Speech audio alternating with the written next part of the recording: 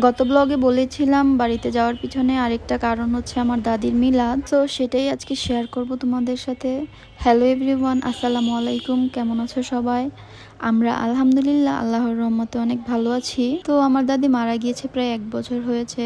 আল্লাহ আমার দাদিকে জান্নাতের সর্বোচ্চ স্থানে জায়গা দিই। মিলাদটা আসলে অনেক আগে করার কথা ছিল, বাট অনেক কারণে ডেটটা পিছিয়ে নেওয়া হয়েছে। আর মাহফিলে যেহেতু সবাই বাড়িতে গিয়েছে আর সবাই একসাথে হয়েছে, তো মাহফিলের 2 দিন পরেই মিলাদের আয়োজন করা হয়েছে। মিলাদের আগের দিন মা এখানে মাসকলাই ডালটা ভেঙে নিচ্ছিল, তো আমি একটু ক্যাপচার করে নিলাম। আর এদিকে ডেকোরেশনের সবকিছু চলে এসেছে। যেহেতু আমাদের ছাদেই প্যান্ডেল করা হবে, তো ওনারা সবকিছু উঠাচ্ছিল আর আমি ভিডিও করছিলাম। আর আমার ভাই বলছিল আসো তুমিও একটু হেল্প করো। আচ্ছা, এরকম ভাইয়েরা থাকতে কি আবার বোনদের হেল্প লাগে? যাই হোক, সন্ধ্যার পর ওনারা কাটাকুটি শুরু করে দিল। আর আমার ফুফাতো ভাই বোনেরাও সব চলে এসেছে। আমার কাছে তখনকার এই সময়টা অনেক বেশি ভালো লাগার ছিল। আর সবাই একসাথে হওয়া মানেই তো আনন্দের একটা ব্যাপার। তবে সবাই আবার মিলাদের আগের দিন আসতে পারেনি। আর এই যে ওনারা শালাদুলাবাইগুলো একসাথে হলে যে কি মজা করে, তো আমি এই মুহূর্তগুলো ক্যাপচার না করে থাকতে পারলাম না। যাই হোক, একটু পরে গরু জবাই করা হবে।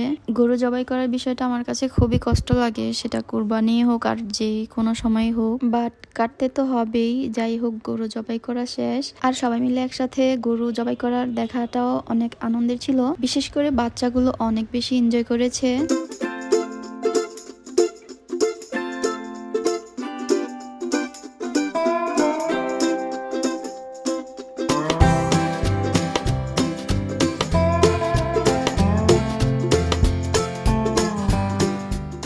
তো এখানে সবার জন্য একটু চা নাস্তার ব্যবস্থা করা হয়েছে।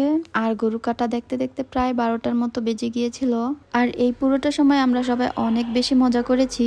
সবাই মিলে একসাথে চা নাস্তা খাওয়া, গল্প করা, আসলে সময়গুলোকে অনেক বেশি মিস করব। আর এইসব হাসি খুশি আনন্দের মাঝখানেও একজনের কথা মনে পড়ে মনে একটা কষ্ট অনুভব হচ্ছিল।